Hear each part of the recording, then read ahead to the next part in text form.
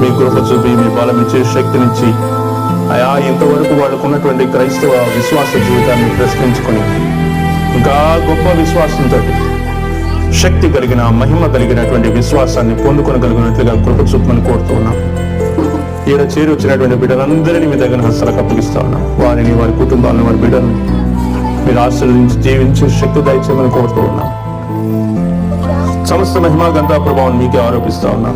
ఇక్కడ అనారోగ్యంతో, నాయన ఆర్థిక ఇబ్బందులతో బాధపడుతున్న బిడ్డలందరినీ ప్రభావం మీ కృప చూపి ఆదరించి బలపరచమని కోరుతూ ఉన్నాం. నాయన రేపటి ఉదయ కాలంలో మరలా నీ సన్నిధిలో చేరి నేను స్తుతించి కీర్తించినట్టుగా కృప చూపండి. ఈ మే నెల అంతట్లో ప్రభావం మీ గొప్ప కార్యాలు మా కుటుంబంలో జరిగించండి. ప్రేమలో ఆయన కుమారుడు యేసుక్రీస్తు వారి కృపయు పరిశుద్ధాత్మ దేవునికి అన్ని సహవాసం